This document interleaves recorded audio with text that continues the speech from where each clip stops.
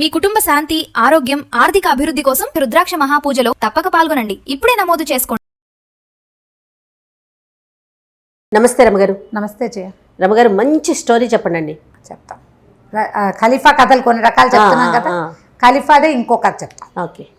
హారూన్ అల్ రషీద్ ఖలీఫాగా ఉన్న రోజుల్లో ఆయనకి తను చాలా దానపరుణని, తనకెంతో తరగని సంపద ఉందని ఆయన నమ్మకం. సాధారణంగా ఏంటంటే కొన్ని జాతుల్లో తమ సంపదలో 10వ వంతు దానం చేయాలనేది ఒక నియమం. వాళ్ళు జీవితాంతం దానం చేయాల్సిందే, వాళ్ళ మతంలో పద్ధతి అది. కానీ అలా చేసేవాళ్ళు అంటారు రమగారు, పూర్వకాలంలో చేస్తారు. ఇప్పటికీ కూడా మన ఈ రంజాన్ రోజుల్లో ప్రతిరోజు దానం చేస్తారు. ఖచ్చితంగా సంవత్సరానికి 10 లక్షల సంపాదన ఉంటే 1 లక్ష రూపాయలు దానం చేయటం అనే నియమం ఉంటుంది. మనం ఒక్కొక్కళ్ళు ఒక్కొక్క రకంగా అనుసరిస్తారు కదా. దాన నియమం, దాన ప్రక్రియ తప్పదు. ఖచ్చితంగా 10% దానం చేసేవాళ్ళు అప్పుడు ఉన్నారు, ఇప్పుడు ఉన్నారు. ఈ కలికాలంలో కూడా జరుగుతుంది అంటారా? ఏ కాలమైనా చేస్తారు జయ. లేకపోతే ఆకాశం అలా పైన ఉండదు, భూమి ఇలా కింద ఉండదు.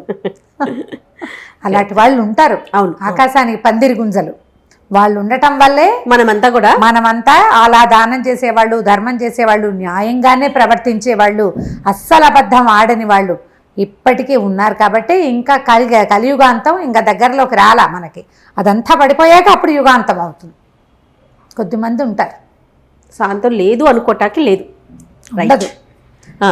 దానం చేసేవాడు బాగా, తనంత దానపరుడు తనే అనిపించేది ఆయనకి. అక్కడి నుంచి దానం చేస్తుంటే వాళ్ళకి సంపద వస్తుండేది. ఖలీఫా రాజు కదా, అవును, డబ్బులు వస్తుంటే ఏమనుకునేవాడు, మాలాంటి సంపద ఎవరికైనా ఉందా?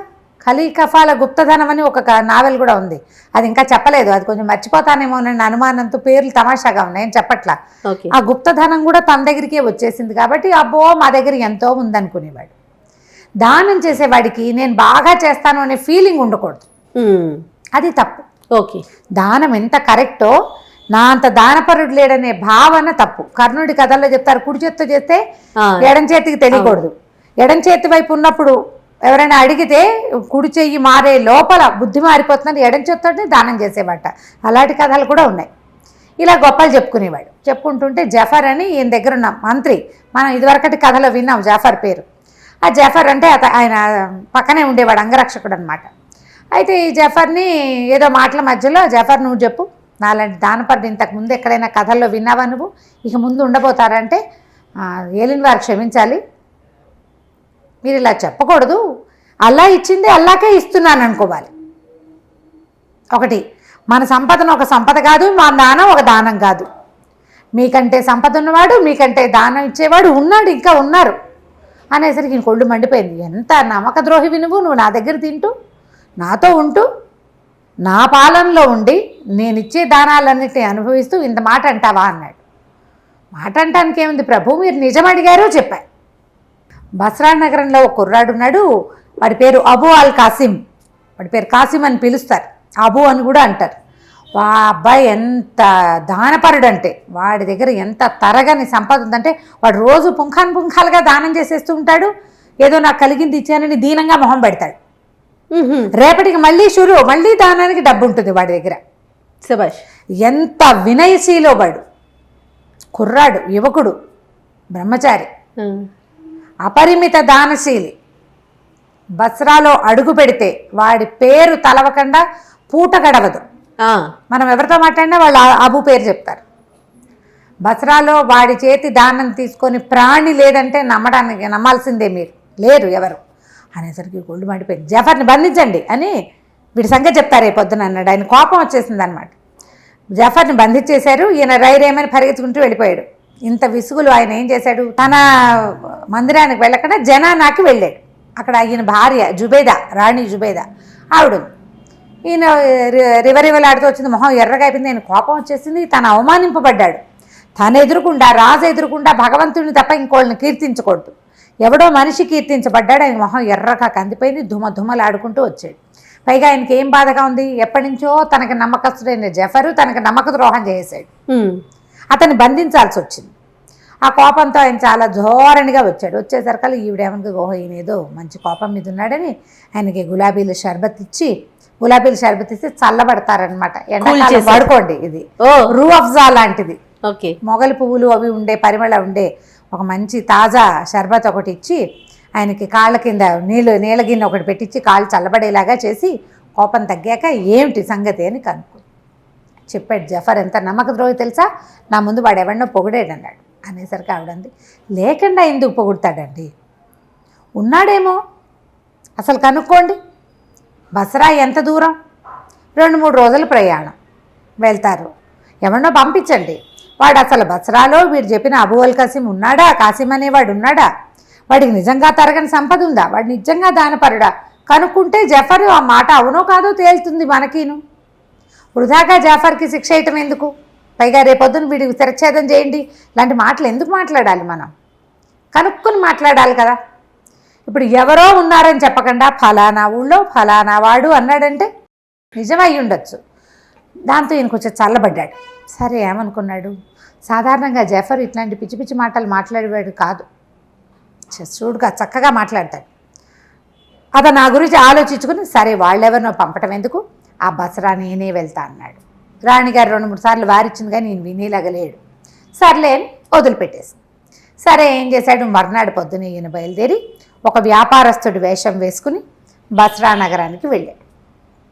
ఓ 3 రోజుల ప్రయాణం చేశాడు ఒంటెల మీద. కొంత చిన్న పరివారాన్ని తీసుకెళ్ళాడు. ఎక్కువ మందిని, రాజుగారికి వీళ్ళు ఉంటారు కదా ఆంతరంగికులు కొంతమంది, ఆయనకి బోరు కొట్టకుండా ఉంచేవాళ్ళు, సేవకులు, తర్వాత ఏమో మన అంగరక్షకులు కొంతమంది ఉంటారు. ఈ ఉన్న గుంపును తీసుకుపోయాడు, చిన్న గుంపుని. వెళ్ళాక బసరా నగరంలో ఓ సత్రం ఏదో తీసుకున్నారు.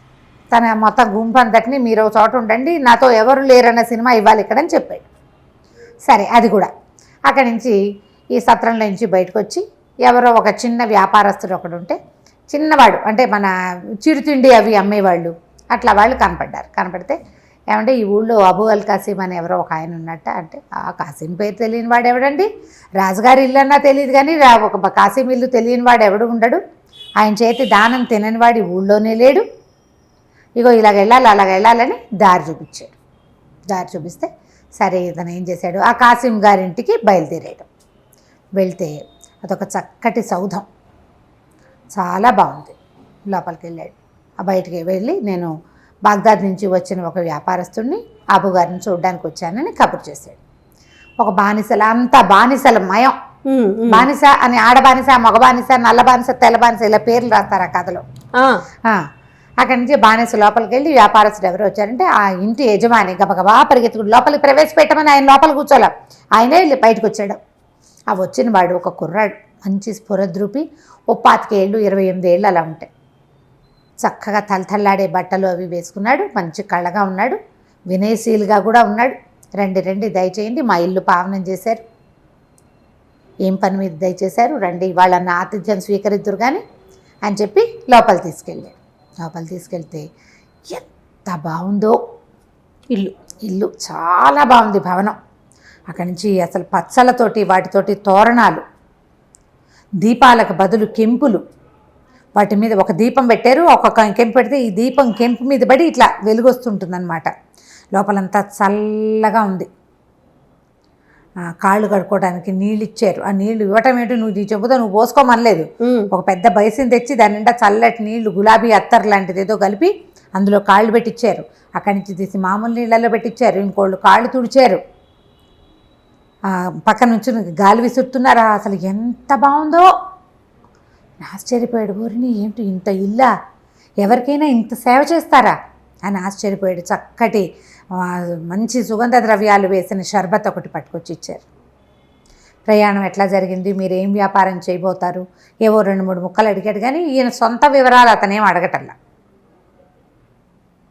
ఊరంతా చూసారా, బసరా నగరం బాగుంటుంది, ముత్యాలు అవి చాలా బాగా మేలి ముత్యాలు దొరుకుతాయి మా ఊళ్ళో, ఇలా సాధారణ మాటలు మాట్లాడాడు. మాట్లాడాక ఏం చేశాడంటే ఈయనకి తినడానికి ఏవో ఎన్ని రకాలవో పళ్ళ ముక్కలు, నేనైతే నా అతిథులు ఎవరికి నేను ఇంత చేయట్లేదు అనిపించేసింది దీనికి. ఖలీఫాకి 3-4 రకాల పానీయాలు పట్టుకొచ్చారు. మొదట సేద తీర్చడానికి ఒకటి ఇచ్చారు.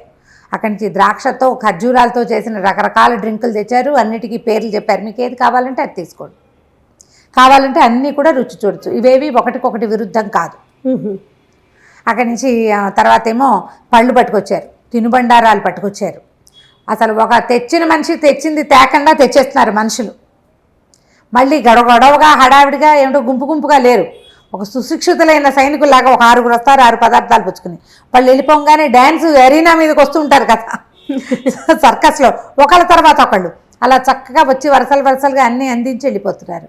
ఈయన చాలా సంతోషించాడు. బాగా రిలాక్స్ అయిపోయాక ఇతను లోపలికి వెళ్ళి ఏం చేశాడు, ఒక ఇంత చెట్టు, దాని నిండా అది ఎలా ఉందంటే వెండితో చేసిన చెట్టు, దానికి కాయలు పువ్వులు అన్నీ వేళ్లాడుతున్నాయి. ఆ చెట్టు కింద ఒక చక్కటి నెమలి బొమ్మ ఉంది. ఒక పుల్ల లాంటిది ఒకటి పుచ్చుకొచ్చాడు. ఆ చెట్టు ఆ నెమలి పెట్టాడు ఇతనికి ఎదురుకుండా బల్ల మీద. తన చేతిలో పుల్ల పెట్టుకుని ఆ పుల్లతో ఆ నెమలిని అట్లా కొట్టేసరికల్లా ఆ నెమలి గిర్రమని అలా తిరగటం మొదలుపెట్టింది. ఆ చెట్టు చుట్టూ తిరుగుతుంది. అది తిరుగుతుంటే అది పింఛం వీడుస్తుంటే దాని లోపల నుంచి రకరకాల సుగంధాలు, ఎన్ని రకాలు, ఎంత బాగుందో. ఆయన అట్లా మైమరిచి చూస్తూ ఉండగా చటుక్కున అతను ఏం చేశాడు, ఆ చేత పుచ్చుకుని లోపలికి వెళ్ళిపోయాడు.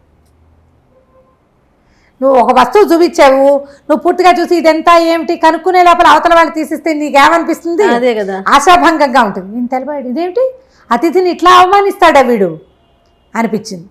లోపలికి వెళ్ళిపోయి మళ్ళీ ఒక 5 నిమిషాలాగా వచ్చాడు. ఒక పాత్ర పట్టుకొచ్చాడు. పాత్ర అతను తేల వెనకాల ఒక బానిస కుర్రాడు వచ్చాడు. వాడి చేతిలో ఇట్లా పాత్రలే ఉంది. అది ఎలా అంటే పాన పాత్ర, మామూలు డ్రింక్స్ తాగుతారు కదా ఆ పాత్ర, కెంపు పాత్ర. అది ఒక పెద్ద కెంపుని మలిచారు ఇట్లా. ఆ కెంపులో ద్రాక్షాసవం పోసి చేతికిచ్చాడు. అసలు ఆ పాత్రే ఎంత బాగుందో, భలే అందంగా ఉంది. ఆ పాత్ర తీసుకున్నాడు.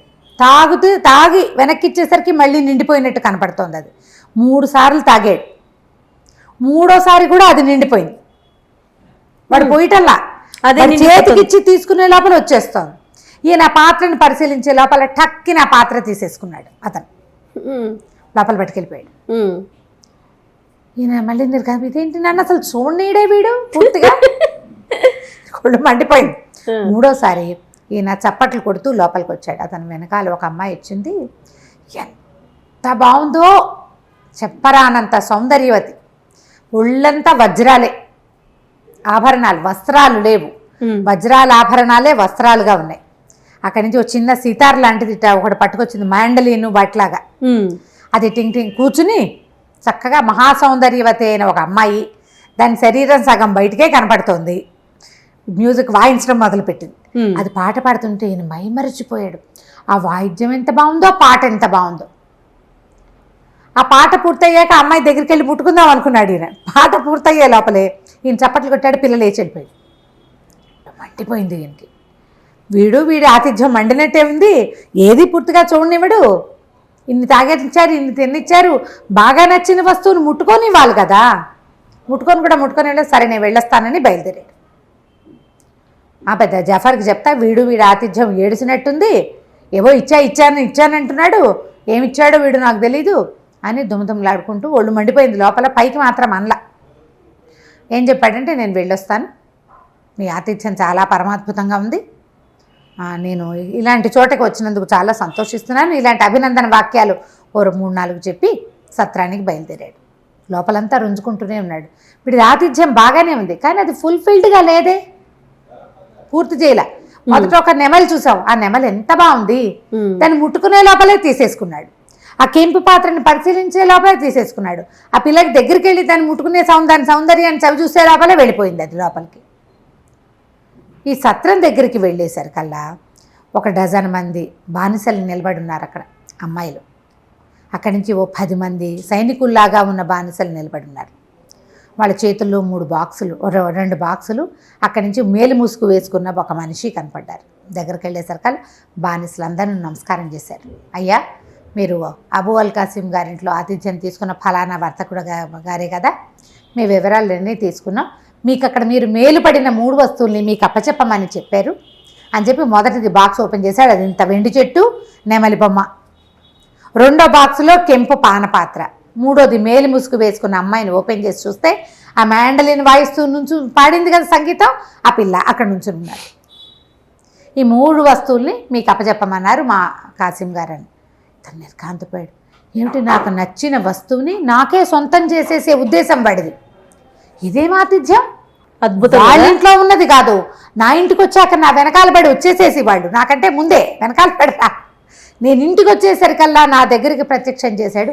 అవురవురా, ఏమిటి వీడివి ఇది గొప్పతనం అని చెప్పి సామాన్లు అక్కడే ఉండు, మీరు ఇక్కడే ఉండండి, నేను ఎప్పుడే వస్తాను. మళ్ళీ పరిగెత్తుకుంటూ కాసిం వాళ్ళ ఇంటికి వెళ్ళిపోయాడు ఖలీఫా.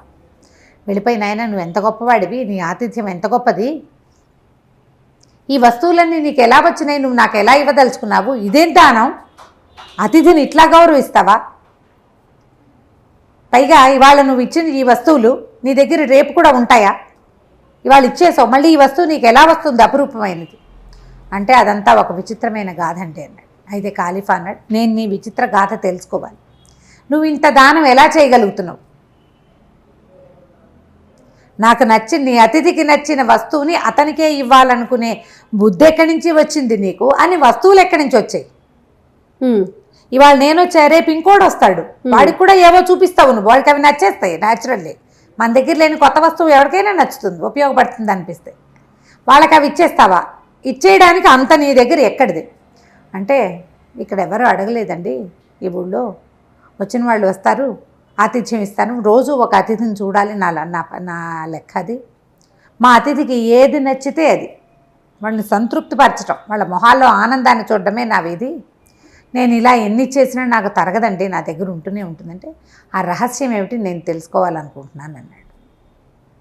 సరే నేను చెప్తానండి అని చెప్పాడు. ఏం చెప్పాడో మనం వచ్చే భాగంలో చూద్దాం. బా, భలే ఇంట్రెస్టింగ్ ఉంది రమ్మగారు, చాలా బాగుంది. ఏం చెప్తాడో చూద్దాం. చూద్దాం. నమస్తే అండి. నమస్తే జీ.